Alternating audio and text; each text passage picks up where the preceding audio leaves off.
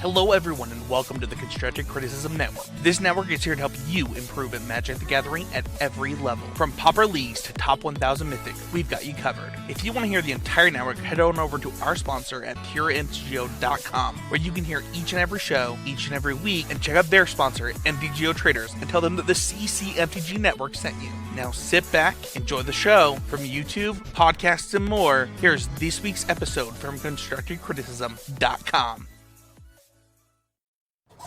Hello everyone, it is 2 o'clock, dead at 2 o'clock, on Friday, August the 21st, 2020, and that means it's time for this week's trip down the Homeward Path. My name is Adam, I'm a husband, father of 3, and just finished 40, it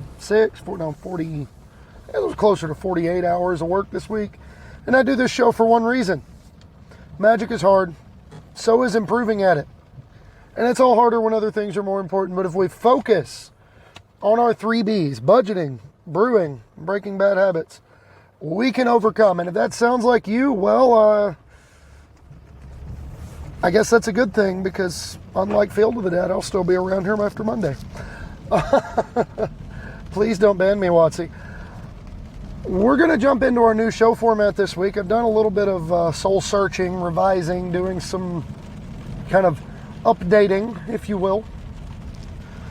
And by introducing the 3 Bs, I decided I would be actually incorporating them into the show as segment pieces. But first, I am here to remind you that we are sponsored by PureMTGO.com. PureMTGO, one of the biggest collections of Magic content on the web. Check them out. And they're sponsored at MTGO Traders. I've been doing business with them forever. I mean, back when I played Magic Online in 2011, I almost exclusively used MTGO Traders to get cards, so this was kind of a no-brainer for me. I'm totally fine with it. While you're browsing the web, don't forget to check out the parent website, ConstructiveCriticism.com. Some of the content there does not necessarily always appear in other places. And, it's always good to check out the original. And while, if you want to be a little more direct in your support for this show, patreon.com/HomewardPathMTG. This show's always going to be free, but if you like what we're doing, feel free to head over there and kick in. One of the benefits gets your deck into the new Brew of the Week segment, which we'll get to in a moment. But first, we have a budget spotlight, because I can't talk about budgeting without talking about some cards that are cheap for no good reason, and give you advice on which ones to get into on the cheap. Rather than make that an occasional episode, we're going to do 3 of them every week. 1 uncommon, 1 rare, and 1 mythic. This week, the uncommon we're going to talk about is Eliminate. Eliminate is a multi-format powerhouse. It is Smother meets like half a hero's downfall. Like, that card is so good. 2 mana, kill your 3-drop planeswalker or kill your 3-drop or less creature. Like, let's go down the list of some of the most powerful planeswalkers ever printed. Narset Parter of Veils, 3 mana. Teferi Time Raveler, 3 mana. Oko, Thief of Crowns, 3 mana, and probably, well, it definitely still would have oppressed Standard, but we would have at least had a counter to it if we'd had Eliminate in the format with him. Eliminate is good. It's great in Standard, helps you catch up or keep from falling too far behind. It's great in Pioneer because, as formats get larger, the average converted mana cost starts to come down, and that means as we go back into Modern, back into Legacy, the card just gets better. And it's even a viable thing to have access to in Commander. It's still a removal spell in Commander for 2 mana that takes care of 2 permanent types. Even if they're a little bit specialized, those are permanent types that still see a lot of Commander play. Moving up a rarity slot, let's go to rare. Let's talk about Extinction Event. It's the best sweeper in Standard. Why is this card less than $1?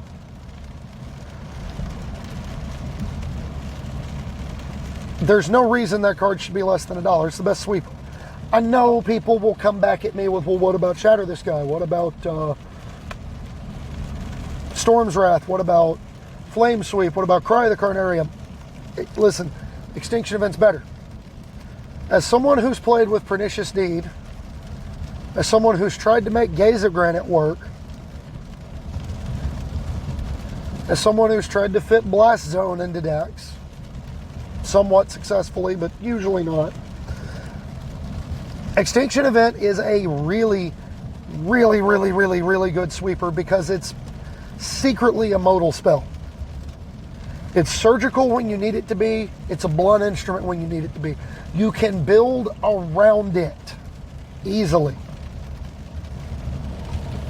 You look at the majority of the standard format right now. Extinction Event naming odd is a very powerful thing because that exiles Uro, Titan of Nature's Wrath. That exiles most of the creatures in the Temur Adventure deck. Edgewall Innkeeper, Brazen Borrower, Bone Crusher Giant, Lovestruck Beast, Beanstalk Giant. It exiles like all the power cards in the early game against Mono Red.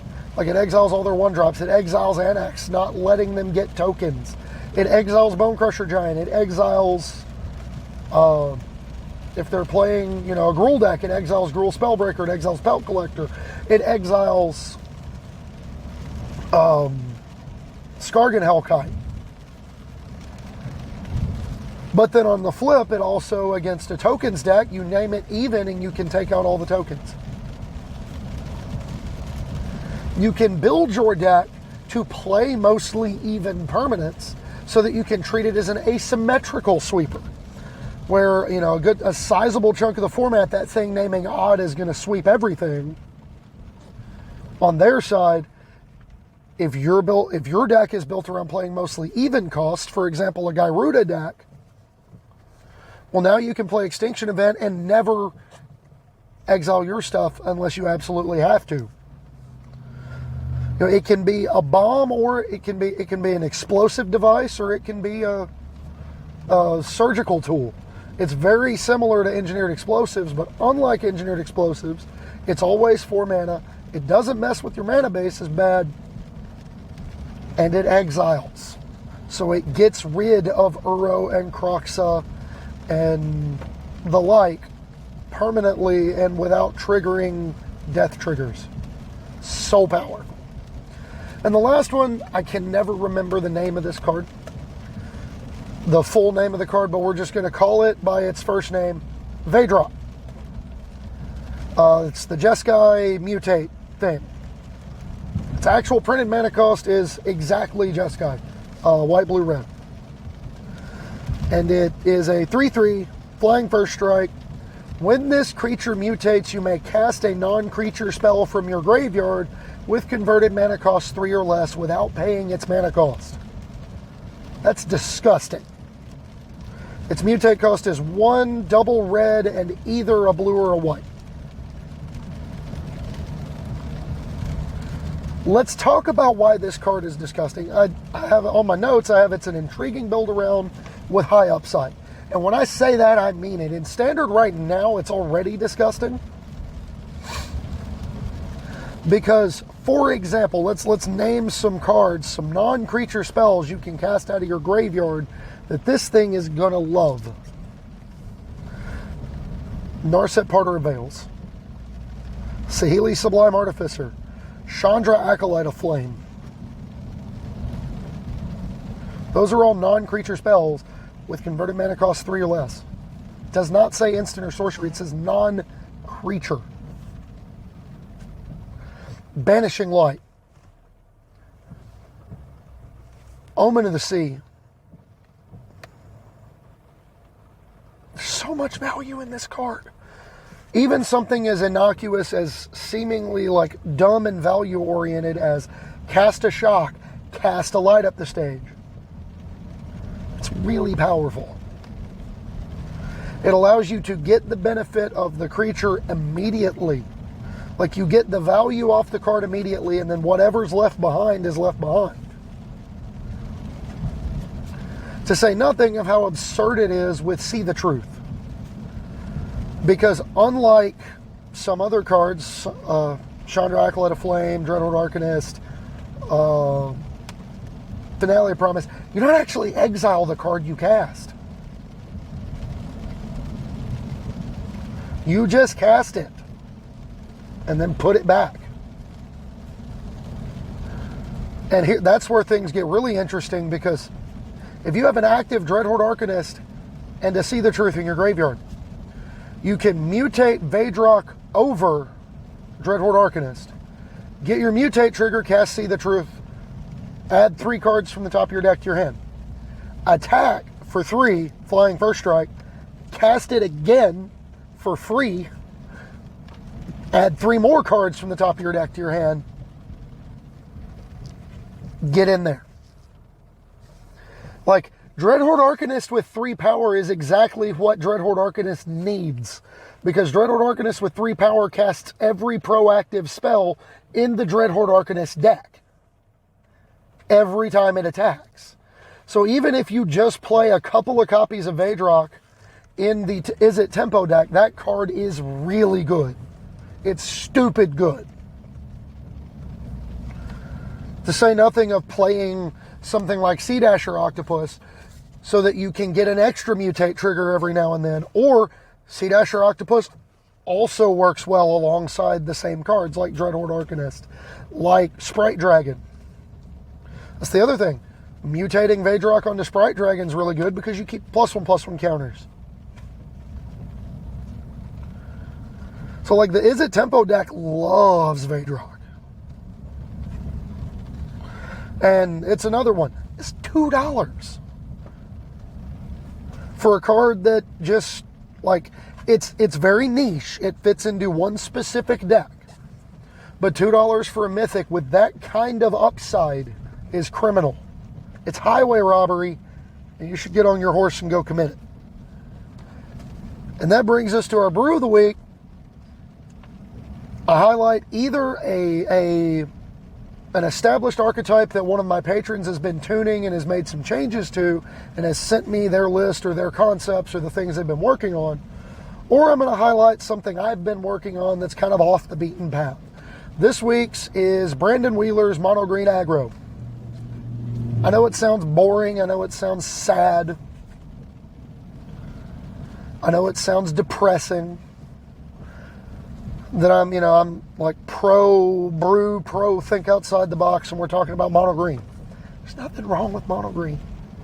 Just play it. It's good. It's fine. You don't have to reinvent the wheel every time you build a deck. Sometimes just playing small green dudes that bash your opponent's face in is enough. In Brandon's case, the main changes he made, he maintains all your classic mono green aggro advantages.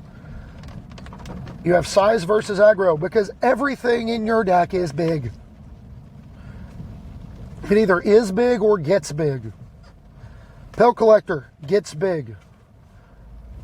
Stonecoil Serpent, as you flood out, it gets bigger. Barkhide Troll, big, hard to remove. Questing Beast, big and dumb and lots of text on it. Lovestruck Beast, big and dumb. 5/5 for 3. Like, you're just all about the rate, right? Well, the thing about those big dumb creatures is it's harder for your aggro mirror opponents. If your opponent's relying on chipping in for damage with Robber of the Rich and you just jam a Barkhide Troll onto the table, there's a reason the mono red deck has had to start playing more burn spells. There's also a reason the mono red deck has started to die down a little bit in popularity. It's because it does not like having to trade 2 cards for an opponent's Barkhide Troll at best. Like you have to serve in with Scorch Spitter or Robber of the Rich, or you have to like invest multiple turns of development into your runaway steam can just to trade it off. That's really awkward. So you can force the mono, in your aggro mirrors, you can almost play the control role without having to try, because your stuff is just bigger. Your opponent takes the 2-for-1s themselves to get rid of your stuff. Against mid-range and tempo decks, you're efficient. Your mana curve is really low, with the exception of your planeswalkers and your questing beasts. You play a lot of 1s and 2s and 3s, and then you play like Questing Beast and Vivian. So by virtue of the fact that your mana curve is lower, it's really hard for them to keep pace with you. It's hard for them to outvalue you because they have to, like, you're big, you're hulking. You already outsize their creatures in combat, so now they've got to use cards to deal with it. And you get to resolve more spells than they do over the course of a game. On that same note, you retain the speed advantage versus control, because you can still just curve out Pelt Collector into Paradise Druid, into Questing Beast, attack you for 7, like, Pelt Collector on 1, Paradise Druid on 2, attack for 2, Questing Beast on 3, attack for 7, Vivian on 4. It just gets dumb. It just gets silly really, really quickly. Where Brandon kind of differed from the pack is he maxed out on the interactive elements that the deck has access to. Notably, being in mono green, you don't really have a lot. So Brandon just played all the good ones. All 4 copies of Primal Might and Ram Through. Because normally with mono green, when you get stonewalled on the board, you're done. Ram Through has an unbelievably appropriate name for itself when you can have your Love-Struck Beast fight their Anax and trample through. And it doesn't even fight, it just deals the damage and keeps going. Primal Might. Make my big thing bigger and then have it fight your thing, and then we'll move to combat. Like, ew. That's horrendous. The key thing, Brandon did a little differently than some of the other lists I've seen. Brandon focuses on grinding at the top of his mana curve. A lot of the mono green lists I've seen are playing like the 4-drop Vivian that puts 1/1 counters on and then allows you to fight. And Nissa, who shakes the world, turn your lands into creatures as you flood out. To just keep up the pressure, you're more interested in just continuing to attack. Brandon's trying to grind. He's not playing Nissa at all. There's no payoff for the extra mana outside of exactly Primal Might and Stonecold Serpent. So why bother? He's running the Ikoria Vivian Monster's Advocate, which quickly rebuilds your board presence and digs you to more live cards as your opponent cleans the board. Like, Ikoria Vivian sitting on the table is just a 3/3 every turn.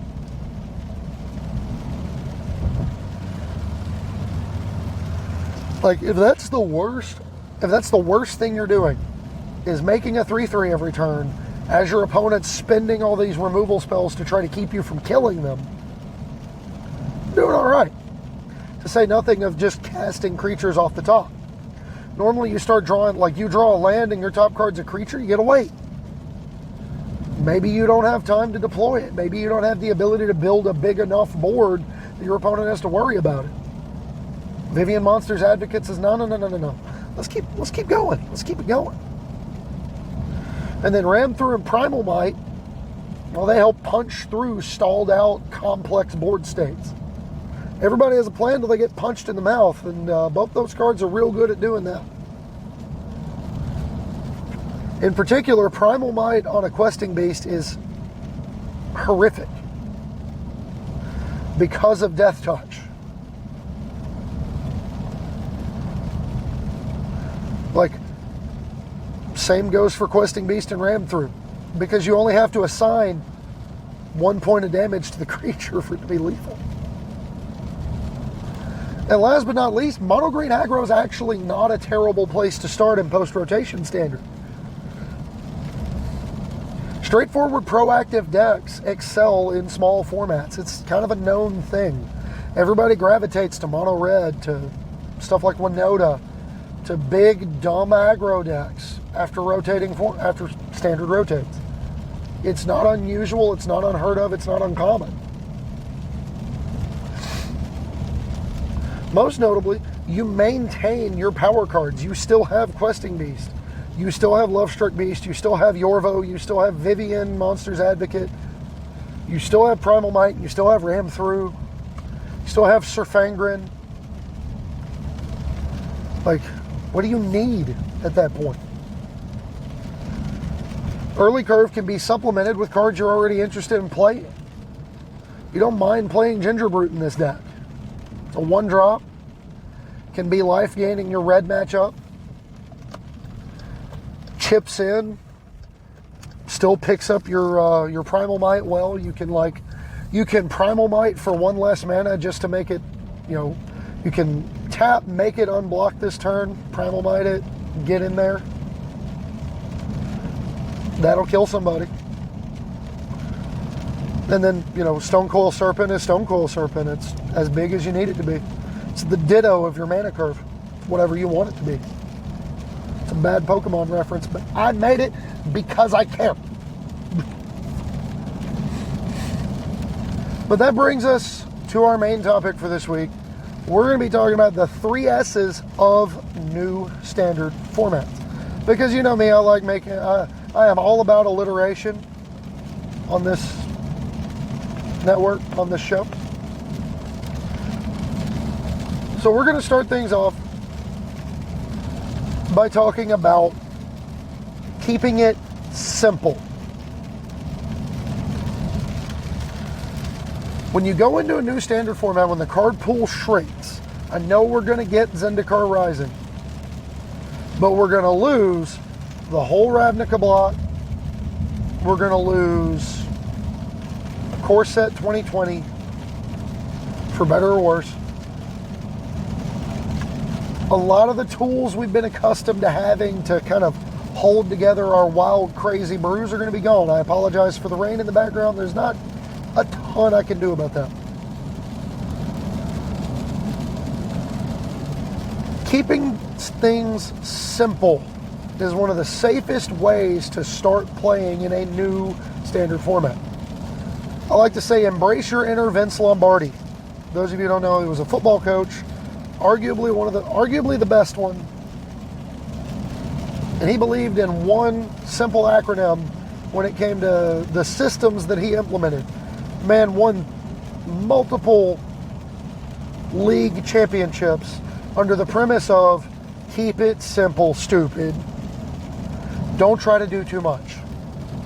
I've seen many decks early in standard format life cycles, or even late in standard life cycles, fall to the premise of being fancy, trying to do a whole bunch, trying to cover all their bases all the time.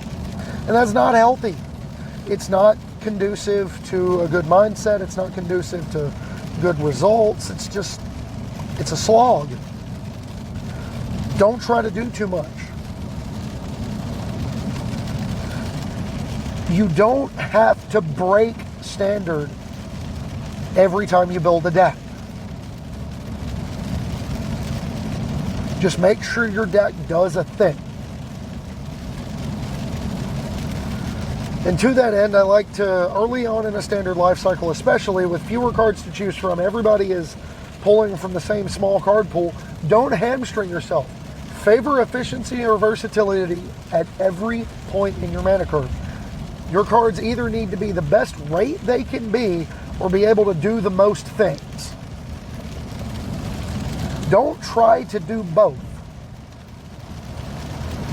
That goes back to don't try to do too much. Pick a lane, stay in it. And that brings us to the second S. Don't just keep it simple, also keep it straightforward. Your execution needs to be borderline robotic, automatic. Adam Vinatieri in the fourth quarter of Super Bowls automatic. Not regular season Adam Vinatieri. We don't talk about that. Know and understand your deck. Something, mastery is rewarded in Magic far more than people like to admit. There's a reason Sandy Dog MTG wins so much more with Mono Red than everybody else. That's because Sandy Dog knows how to play Mono Red better than just about everybody else. A lot of us know how to play the deck from a fundamental level. Sandy Dog knows how to play that deck so well that there is there are very few hiccups when it comes to the process of identifying his sequencing.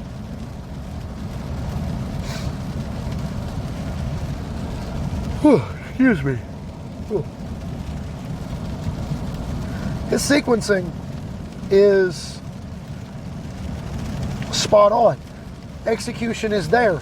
There's the hesitation that you see when you watch the stream is decisions about whether or not to use the limited interaction now, or which line of proactive attack are we taking based on what I think they have. It has nothing to do with trying to figure out what I've got, trying to figure out which thing I need to play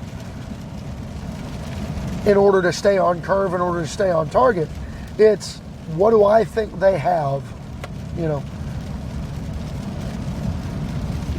Know your deck. If your deck has a particular matchup spread, i.e. if your deck has a bunch of 80-20 matchups or a bunch of 50-50 matchups, embrace it.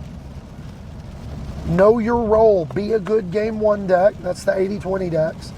You're either dominant in game ones and then you try to steal some sideboarded games, or you embrace the grind and get ready to play three game matches every round.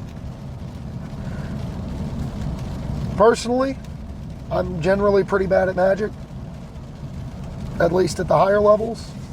My lifetime record at PTQ or above format tournaments, let's see, I am a combined 1-3, 1-4.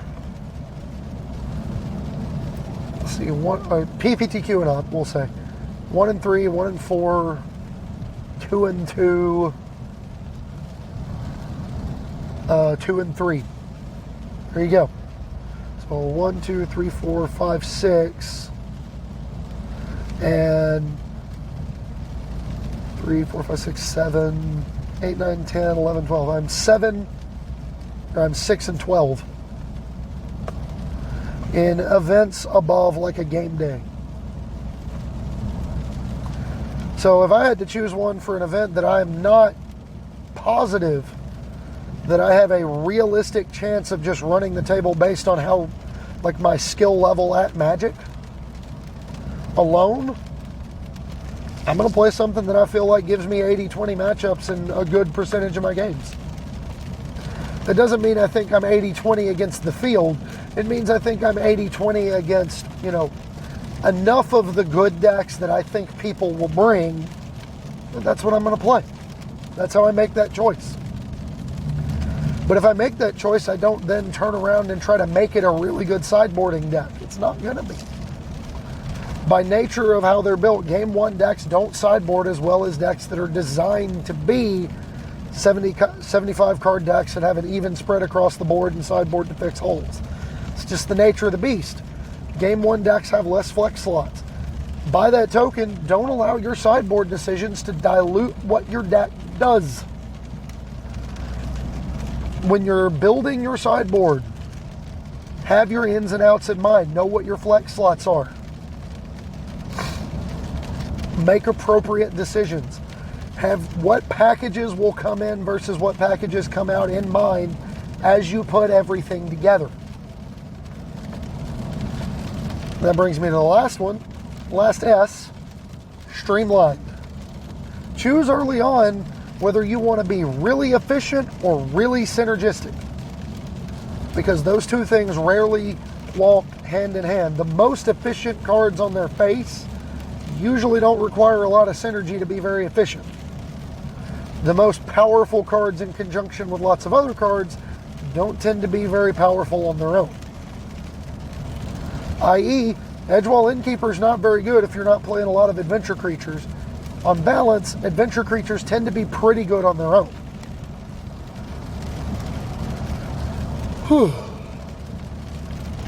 Push your choice as far as you can, testing what works and what doesn't.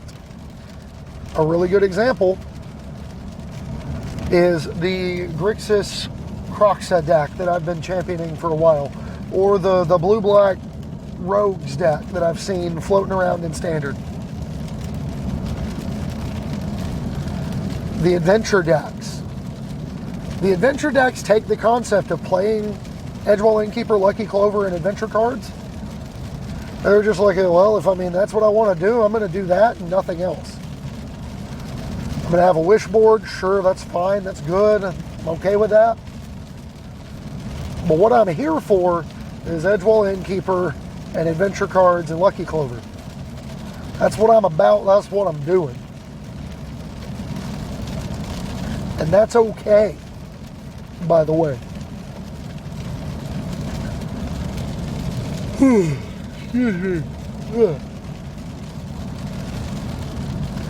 Those two cards are only as powerful as the number of spells with the word adventure on them as you're playing. So by nature of that, you want to play as many of them as you can. Conversely, a Grixis Croxa deck, or a Rakdos mid-range deck that wants to build around Croxa and discard spells and grinding your opponent out, wants to play a bunch of 2-for-1s, wants to play a bunch of cards that force your opponent to act, wants to play a bunch of 1-for-1 discard spells that are really efficient on rate that keep you from falling too far behind. You want to just resolve a bunch of spells that are meaningful, that impact the board, in order to both interact with your opponent and load the graveyard for your Croxa. And last but not least, this applies to every archetype, and I'm going to tell you how. Aggro. Stick to being monocolored or monocolored with a light splash, because our mana is going to be awful after losing shock lands in October. Unless they print some kind of absolutely ridiculous dual land cycle in October, the mana in this format is going to be really slow, because we have Temples and Triomes for post-rotation. We have Temples, Triomes, and Fabled Passage. Temples, Triomes, and tap lands. That's going to slow things down an awful lot. So a deck like the Grixis Croxa deck isn't going to have room for a bunch of 1-drops in its deck, because it's going to need time to deploy these tap lands. You have to consider that in your mana curve. So you're probably going to want to play a lot of 2s and 4s, maybe a couple of 3s that are just good. Or if you've got some 3s that are, justifiable on 4 mana, where you can play a tap land on turn 4 and just play a 3-drop, that's fine.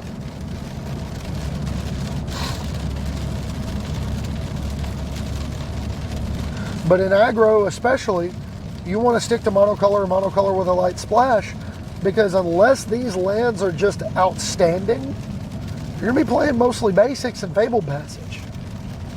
And that is a rough place to be as an aggro deck that wants to curve out and kill your opponent as fast as possible. So let's just play, let's play basic Mountains and Castle Embrith, or basic Forests and Castle Garenbrig, or basic Islands and Castle Vantris for the mid game. Yeah, mono blue is still going to be probably okay.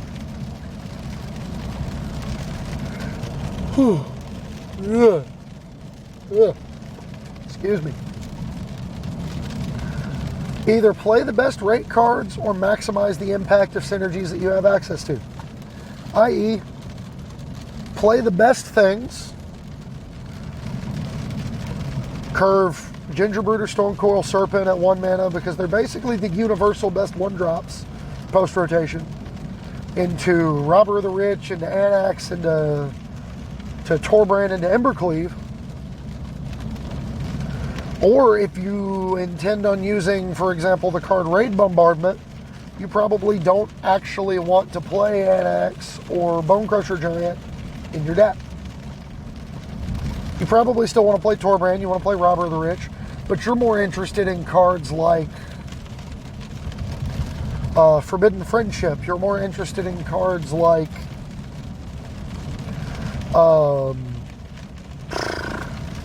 somebody help me here. I'm drawing a blank. I had it and I lost it. Cards that put multiple bodies onto the table. Cards that are 2 mana or less, that put 2 power or less creatures onto the table in order to maximize the impact of Raid Bombardment in conjunction with Torbrand, similar to how we've been doing the Cavalcade of Calamity decks, although they're a little bit easier to build around because you don't have to play only 1 power creatures. Like Torbrand attacking alongside Raid Bombardment gives you a trigger. Phoenix of Ash attacking alongside Raid Bombardment gives you a trigger. We have Chandra's Pyroling, gives you a trigger.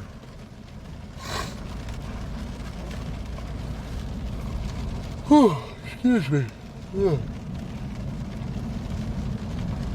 But you either play the best rate cards or you push your synergies as far as you can in order to maximize it. You know, if we get a landfall deck, like I remember the Boros landfall deck from the last time around, you played like 12 fetches in your deck so that your Step Winxes were 4/5s on turn 2 as often as possible, and your plated Geopedes were 5/5s on turn 3 as often as possible, and your Searing Blazes were 3 to you and kill your creature as often as possible. That's what you were in for. You played that deck over mono red because you wanted the beef. You wanted the extra damage output from the creatures. Yeah, you still got to play Goblin Guide. You still got to play Lightning Bolt. You still got to play Stagger Shot. But you were playing Landfall to play Landfall. So, excuse me. That's what you were doing. It's what you wanted. You had a synergy. You had a plan. That's what you were doing. And recognize that by virtue of what aggro decks are, what they do, what they're about, you don't have a lot of flex slots. So identify what they are quickly in the building process and the playtesting process, because that makes the process of sideboarding to get your wins in game 2 and 3 much more easily. Much more easily. I can't English today. It's been a long week. Moving to mid-range, similar to aggro, choose between your synergy or efficiency and commit. Buy in. If you're going to be a deck that's built around 2-for-1s, be a deck that's built around 2-for-1s and play as many as you can. Here's looking at you, Grixis Croxa. I tried playing like more of a synergy-driven deck with Luris and Augur Bolus and Lazav. But the version of the deck I've had the most success with is the version that plays cards like Bone Crusher Giant, Brazen Borrower to just kind of make my opponent organically spend more cards while I'm picking their hand apart with cards like Thought Erasure and Croxa. Post-rotation, there'd be Agonizing Remorse and Croxa. You know, even if you take that deck and streamline it into Rakdos, you still have Agonizing Remorse, Croxa, Bone Crusher Giant, Murderous Rider, Order of Midnight to buy them back. There's a little bit of synergy going on there, but it's just in the form of getting as many 2-for-1s as you can. You know, Archfiend's Vessel, Call the Death Dweller are both fine in that kind of a shell. But really what you're about is just putting a bunch of spells in your graveyard. Casting a bunch of spells that impact the board eliminates Agonizing Remorses. Make sure they don't Uro you. Make sure they don't get something down that's going to undo all your hard work. But make a choice and commit to it. If you're choosing synergy, your fail state needs to be good enough to justify all the bad cards you're going to be playing. I.e. the cards that don't do anything on their own. Here's looking at you, Edgewall Innkeeper and Lucky Clover. If those cards weren't as good as they are, that deck wouldn't be good. But, conversely, if the adventure cards weren't as good as they are without those two cards, the adventure deck wouldn't be good either. Like, the adventure deck is not a linear combo aggro deck. It's a mid-range deck. It's a value deck. The fact of the matter is, the synergy is powerful enough to justify going down that road. Similar argument to the energy mechanic.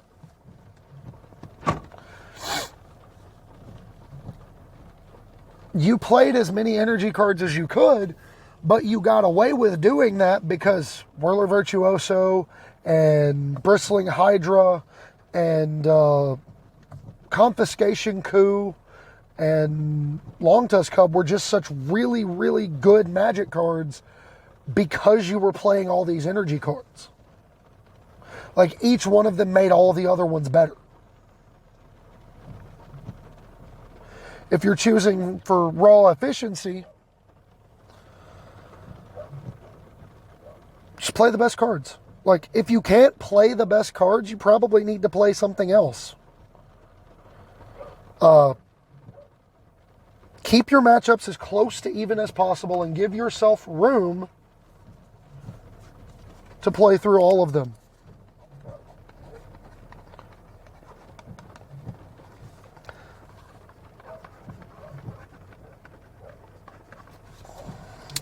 Give yourself room to play. You want to give yourself the ability to play through your matchups. Give yourself the ability to, like, make decisions, maximize the impact of the decisions you're making, sideboard well, everything matters. When it comes to control, stick to the fundamentals. Keep your land counts high. Choose the right counter spells, choose the right card draw, choose the right board sweepers, choose the right spot removal. Play appropriate numbers across the board and know how many of them you have to keep in all the time. Have ways to use or get rid of dead cards, I use dead in air quotes, in game ones.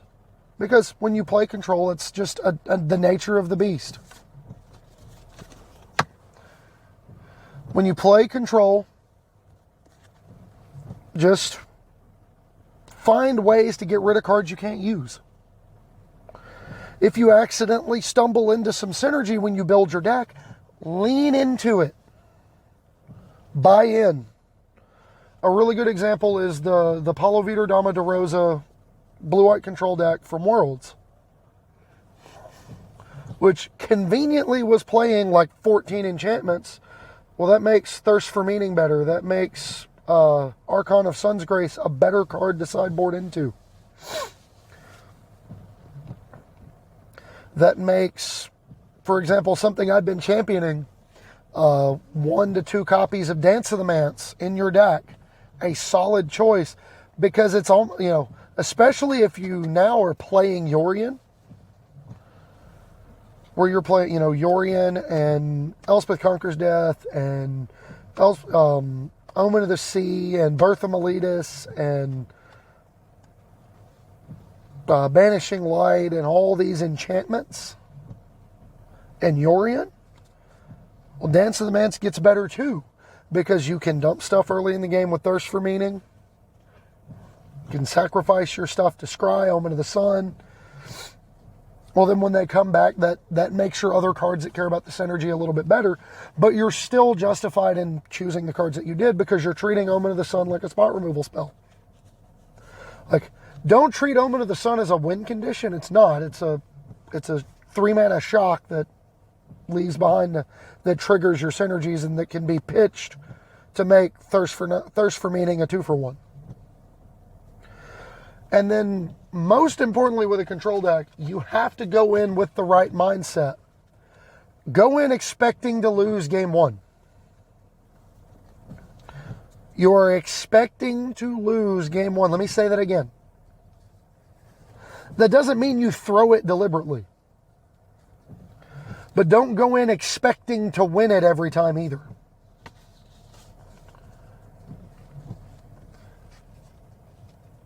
Go in with the mindset that you are going to gather as much information as you can in game 1. If you win, you win. If the opportunity to win the game presents itself, take it. But your primary goal in game 1 is to gather as much information as you can so that you can sideboard appropriately and destroy them in games 2 and 3. Control decks are built to be good game 2 and 3 decks. If your control deck is only good in game 1, there's some bad news for you. It's probably not going to be winning a ton. So that's all I've got for this week, everybody. Thanks for listening. I hope you enjoyed. We've had a little bit of a rough week here in the Homeward Path household, but there were some silver linings. My daughter Esther had to have spinal surgery today, and because of COVID, they were only allowing one parent with the child at the hospital. So I had to stay home with the boys and go to work today. So that's how I was able to record today. But Esther made it through her surgery. She is recovering well. She's eating. She's doing well. So we're thankful for that. We also have a little bit of an update on the quote-unquote Homeward Path Studios, because we made a little bit of a life decision this week and finally decided to get a vehicle that was large enough to accommodate the entire household. For those of you who don't know, that is myself, my wife Sarah, our 3 children, and Sarah's sister Rachel. And for a long time, we just had a vehicle that sat 5 people comfortably. Well, now we have one that sits 7 for our 6-person household. And because of the nature of programs that we're having to take advantage of in order to afford Esther's medical care, we cannot have we can't have a whole bunch of vehicles. So the car that I've had for the last 7 years is being sold, but that puts me into a new vehicle for recording episodes of Homeward Path. So, new home, who dis? I don't know. I'm out of ideas. But if I had to pick a deck to play this week for standard, I would probably lean toward playing something that took advantage of tempo, because I see a lot of the Sultai mid-range decks, and I love cheesing mid-range decks with bad tempo brews. Call me a glutton for self-punishment. It's just kind of what I'm about. If I had to pick a deck for historic, I really, really, really like the Rakdos Pyromancer list that I've seen floating around. Mason's played it. John Ramos has played it. It looks sweet. I mean, young Pyromancer links arms with Croxa, Luris's companion. What more can you ask for? That seems like such a sweet deck. So, that's all I've got for this week, everybody. Again, I hope you enjoyed it. I hope you will tune back in next week. If you are a patron, or you're going to become a patron and you want your deck featured on Brew of the Week, send it to me. We'll talk about it. I want to. Because it is exhausting building all these by myself.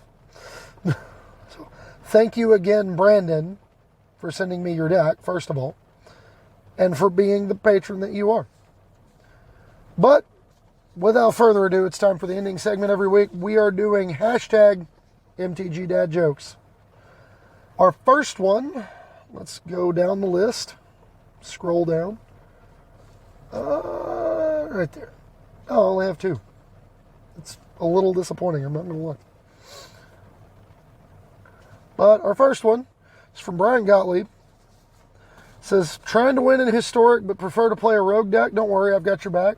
And then he shared a list that is a Thieves Guild Enforcer deck with Nightshade Stinger, which is a fairy rogue, Una's Blackguard, which is a fairy rogue, Tiny Bones, which is I can't remember, creature type rogue, and Robber of the Rich, which is a rogue, 10th Street Dodger, which is a goblin rogue, and Rankle Master of Prakes, who is a fairy rogue, which takes advantage of Thieves Guild Enforcer's ability to mill cards, and Robber of the Rich's ability to cast spells that you exile off the top of your opponent's library. And Una's Blackguard's ability to get in there and rip your opponent's hand apart. It's a super sweet looking deck, but I'm here for the joke. Playing a rogue deck, you don't get much more rogue than actual rogues. And last but not least, Come on. Click the right button, you. Says, Wizards sure did miss an opportunity to reprint fetches in the dog secret lair drop. I would love to see just a POV shot of the dog playing fetch in this landscape as the fetch land. I don't know anybody who would disagree with that. I think that's sweet. I think that's awesome. But that's all I've got for this week, everybody. I hope you enjoyed it. Questions, comments, concerns, send them to me on Twitter. I'm at HomewardPathMTG on Facebook. My name is Adam Spain. In the Facebook group for the show, the Homeward Pathfinders, in the Heezy Game Media Discord, I'm in there. If you are a patron, you're obviously in the Patron Pathfinders Discord. And last but not least, I can't leave without reminding you, everybody's going through stuff between COVID, election politics, and just day-to-day struggles. Everybody's going through something. You never know what somebody else is going through. So when you're dealing with other people, when you're interacting with other people, whether in person, online, webcam, referring to them indirectly, the 12th Doctor comes to us speaking words of wisdom saying, never be cruel, never be cowardly. Remember that hate is always foolish, love is always wise. Always try to be nice, but never fail to be kind. So go forth, get ready for rotation, and be kind. And we'll catch you next week. Be safe, everyone.